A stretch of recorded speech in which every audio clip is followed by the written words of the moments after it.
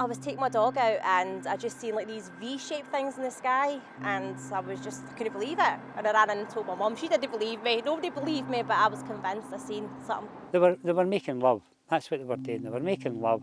Up came these 6'6" high black aliens, right?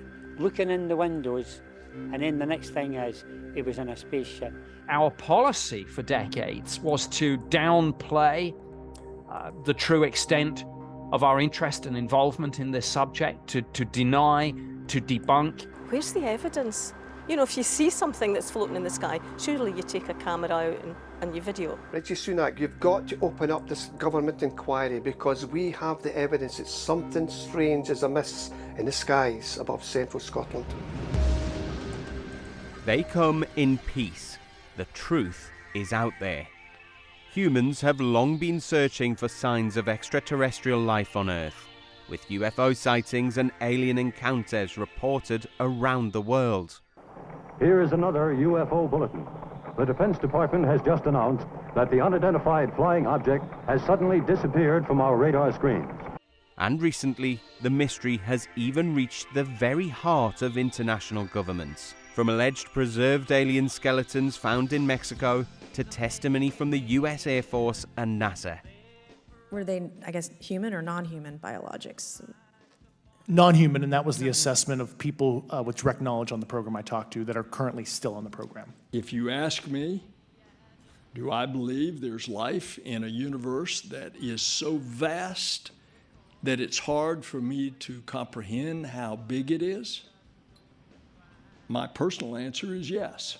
But in the UK, one Scottish village has been at the centre of the conversation for decades.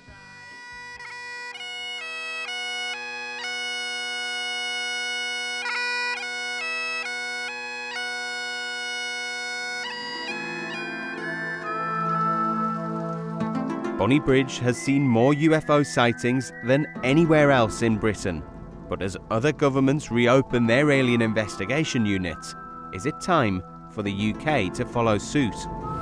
This is real Britannia.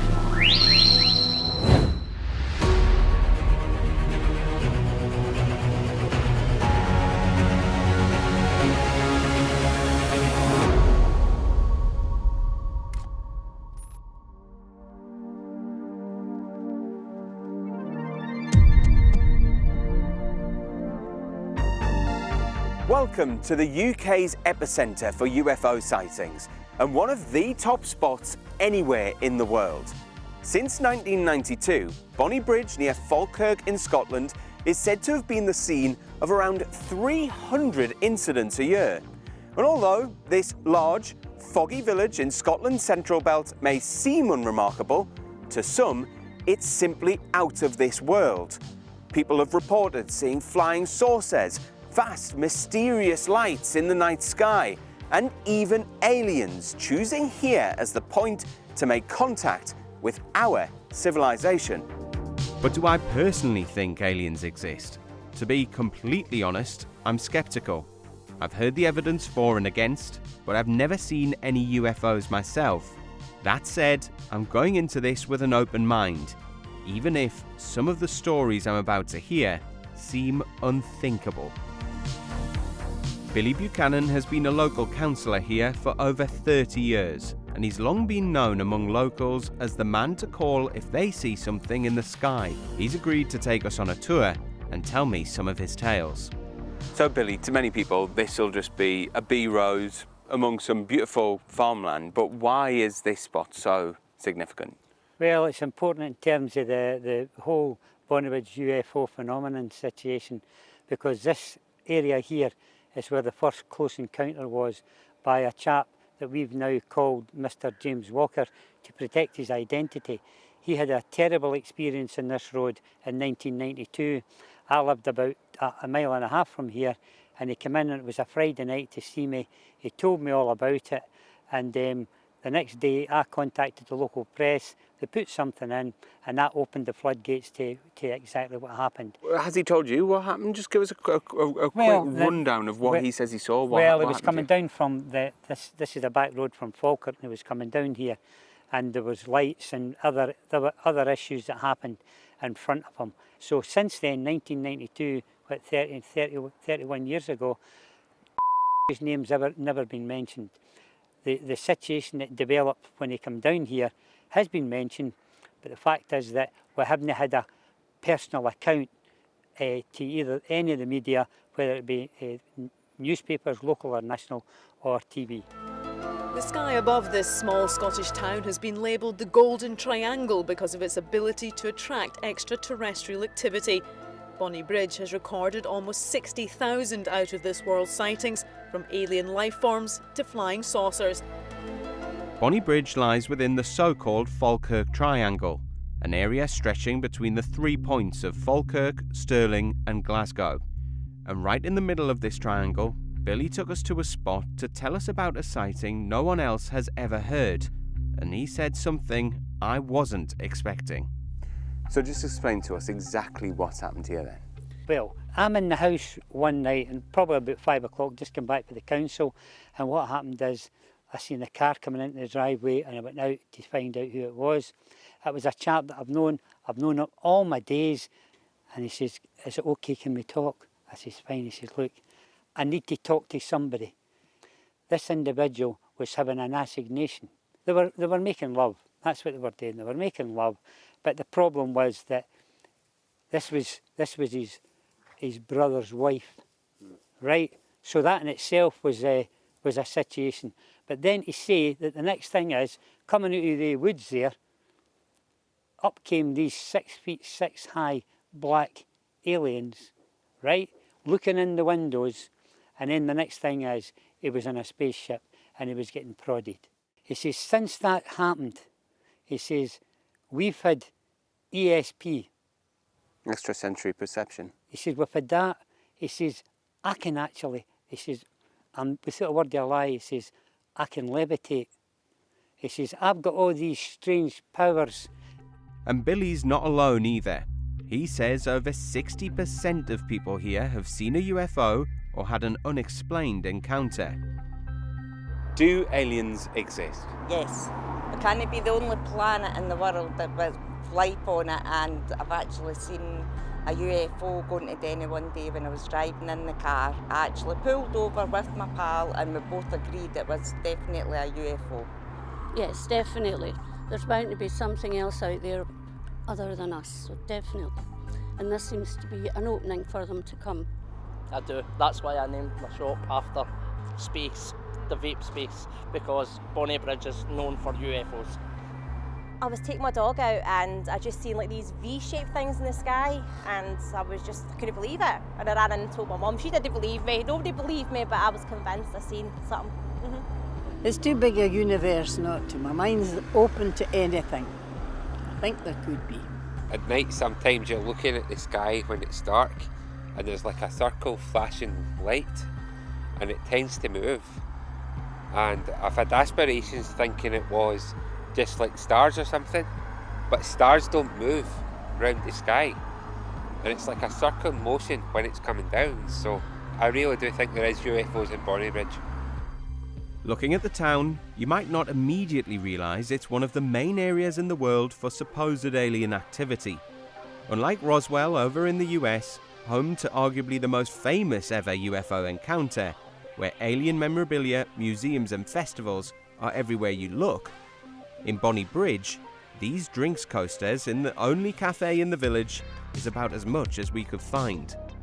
Before the sightings of little green men took over, this area was famous for brick and ironworks, helped by the famous Forth and Clyde Canal running through it.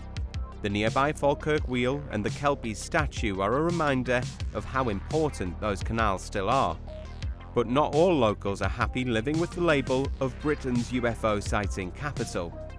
Philomena Swiarczek runs the Greenhill Historical Society here and thinks any talk around Bonny Bridge should be focused on recorded fact, not speculation. It's just really quite upsetting when you go somewhere. We often go out to give talks to different groups and sometimes say, oh, Bonny Bridge, that's where the UFOs are. And it kind of ignores the long, interesting history of the village. It goes way back 3,500 years. And we're not decrying anyone who has seen anything, believes has seen anything, but I have never even bothered looking into it until today because I knew you were coming. And I had a wee quick look on Google and it said there's 300 reports annually of sightings in Bonnybridge. Now, we've had mobile phones for, 20, 30 years? Where's the evidence? You know, if you see something that's floating in the sky, surely you take a camera out and you video. But I don't know, it kind of downgrades the really interesting history. Despite some local opposition to Bonny Bridge being known as the place to spot spaceships and aliens, the label has stuck. But is there any truth behind the headlines?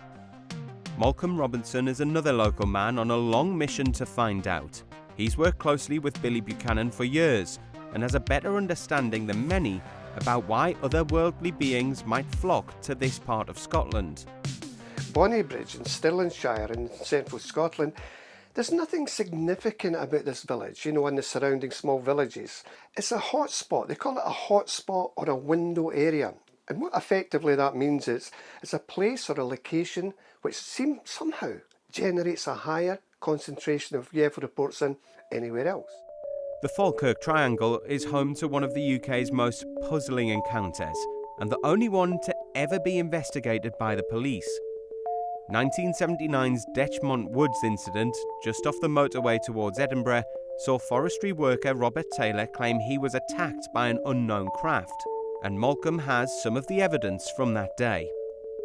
What you're looking at with this model is known as the Detchmont Woods UFO incident. It occurred to a forestry foreman worker by the name of Robert Taylor, and in 1979 part of his job was to go into Detchmont Woods to ensure that no cattle or sheep strayed into the woods. Very mundane job. And that was what he was doing on the morning of November the 9th, 1979. He was in his pickup truck with his Irish Red Setter dog, Lara, and he got out of the truck, walked down a forestry path. Suddenly, he was catapulted into the twilight zone, because as he walked along this forestry ride, it opens up to a clearing, and there was this massive, big, dome-shaped object hovering about 40 feet above the surface of the grass. It had a flange going around its perimeter, and cross-like projections sticking up from the flange, then it would disappear. And then suddenly, as if things couldn't get any more stranger, they did. What resembled 2 Second World War C mines, those mines you got bobbing in the North Atlantic and the shipping lanes, descended from beneath this object, impacted on the grass, rolled across the grass, stopped and started putting these projections, these rod-like projections, to his trousers and pulled them very, very forcibly towards this larger object. I have with me the trousers that actual Robert Taylor wore on that eventful day back in 1979. As you can see on this side of the trousers, we have quite a substantial rip there, and on the other side, equally, a slightly different type of rip. The gentleman who investigated that for the police was a forensic scientist by the name of Lester Knibb, and he says, Malcolm, these trousers were ripped in an upwards mechanical manner. They were not caused by any forest debris, i.e. sharp stones or sharp twigs. These were pulled in an upwards manner. It's the only case in the British Isles that's had a full police investigation, including the forensic department as well, and it's quite an astounding case. Despite his clear interest, Malcolm says he actually began as a skeptic. Now he looks at all the available evidence to fully investigate any potential sightings. I've always said 95% of any given UFO sighting is a natural, identifiable solution. We're left with 5%. 3% of that could be our own black budget technology. The stealth aircraft, for instance, was flying in America for a good number of years, and that gave rise to many false UFO reports. So that leaves 2%.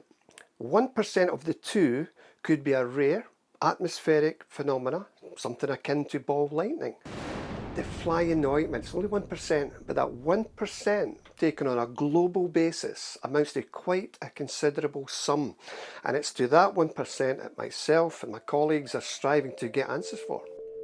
And it's that 1% that keeps a dedicated community of UFO spotters looking up in the search for answers. Malcolm organises Skywatchers, where people travel from around the world to gaze out into the solar system for any signs of life, and he invited us to come along. Starry, starry night. All together now. You put your hand up right now if you think or you know that you've ever met an alien. It was like 2, 3 o'clock in the morning, back in March, maybe, I think it was 2013. So it was basically doing this, what we're doing just now, and then all of a sudden, it looked like a white orb, and it went from the right side to the left side, going over the loch, and then as quick as it arrived, it disappeared after it floated across the sky for a few minutes. 1st of January 2010, I went outside with my partner, and this orange light from the distance, eye level it seemed at the time, come in very slowly towards both of us, and as it came in it got bigger and bigger and bigger till it was stopped right above our head. It was massive, it was big, it was so bright you couldn't look at it. I'm pretty sure that there are aliens here, always have been, way before we were. There's a lot of things that happened to me as a medium, and when I was 15 I saw an alien, but then I've seen lots of UFOs since, so which kind of concretes it for me. It was pitch dark, clear sky with stars. I stopped the car, turned off the car, and as we looked up, there was this huge disc going very slowly over us. And the only thing we could see was lights on the outside. The feeling among the UFO community here is strong, and Billy has always led the charge for the people of Bonny Bridge. Since the 1990s, he's pressed multiple UK governments and prime ministers to investigate strange goings-on in the area. For a time, the British Ministry of Defence had a specialist unit dedicated at looking into unidentified aerial phenomena and UFO sightings. And at one point, it meant Billy's requests were mostly being fielded by one man. I found after investigation, most of the sightings turned out to be misidentifications of perfectly ordinary objects and phenomena. Nick Pope is now considered one of the foremost UFO investigators in the world. But back when he led the British government's UFO project between 1990 and 1994, it's fair to say him and Billy didn't see eye to eye. Nick Pope, I classify him as an agent provocateur. The reason for that, and I've told him to his face, that Nick Pope signed the Official Secrets Act, and he was an official debunker. And for the past few years, Nick Pope has been writing books, DVDs, on TV, and what Nick Pope is saying is that he believes now that there's at least 4 different species of aliens that are on this planet. Now, he still signed the Official Secrets Act, so where's he coming from? What he's actually working, he's still working for the Ministry of Defence, and he's putting disinformation out to congest the minds of people that are really trying to find an answer to what's going on. I think our relationship with Billy Buchanan was difficult. He probably regards me as the bad guy. Every time he wrote to the Prime Minister or the Secretary of State for Defence or his local MP, I would be the person who responded, either directly or more usually drafting a reply for these people to send back. And we pretty much always gave the standard line on this, that we kept an open mind about the phenomenon, but we had no specific intelligence to indicate any direct threat to the UK. My job was to try and defuse all of this. And it's no secret now that many of the files and documents have been declassified and released. It's no secret that our policy for decades was to downplay the true extent of our interest and involvement in this subject, to deny, to debunk. So yeah, but we were well aware of Billy. He was, I think I would characterize him as an activist, really, a well-placed activist. And I respect what he did. He thought that this was an issue in the local community, and he took it forward. None of this was made up. I mean, he was getting the reports. It's just that we at the Ministry of Defence didn't get them in equal numbers, and we didn't agree with his assessment of what was going on. Do you think that you owe Billy and his fellow believers here in Bonny Bridge an apology? And maybe you could have been clearer and said, actually, yes, you know, we are looking into this and it is unusual. Because he says that you guys basically minimised and said, no, there's nothing of defence interest over the skies of Bonny Bridge, and it was pretty much case closed every time that he got in touch with you. Billy Buchanan, the local people in Bonny Bridge, perhaps the British people as a whole, deserve a corporate apology for the way I don't buy into every conspiracy theory on UFOs, but as I say, it was policy for decades to play down all of this. Sometimes we would deliberately, through the press office, use terms like flying saucers, little green men, almost to attach some ridicule. For the most part, UFO witnesses were serious, sober, credible people. So yes, it's maybe not for individuals to speak for the Ministry of Defence, but what the hell? Speaking generally, yeah, I'm happy to offer an apology for that. So do Bonny Bridge and its people deserve our attention? For over 30 years, Billy's been banging a drum for the area, but has anyone listened? The last Prime Minister he tried to convince was David Cameron, but now he and Malcolm are marching on Downing Street once again, demanding Rishi Sunak opens up a new inquiry. And even Nick Pope agrees. It is time to reopen the MOD's UFO programme. It's time that the Defence Committee got involved in this, just as the intelligence committees and the armed services committees are now taking this forward in the United States Congress. One day, and I don't think in the not too distant future, hopefully before I pass on, then we'll know the truth, and the truth is supposed to be out there. Well, let's have it. Rishi Sunak, you've got to open up this government inquiry, because we have the evidence that something strange is amiss in the skies above central Scotland. We put this request to the Ministry of Defence, who told us, the Ministry of Defence has no opinion on the existence of extraterrestrial life and no longer investigates reports of sightings of unidentified aerial phenomena or unidentified flying objects. This is because, in over 50 years, no such reporting to the department indicated the existence of any military threat to the UK, and it was deemed more valuable to prioritise Ministry of Defence staff resources towards other defence-related activities.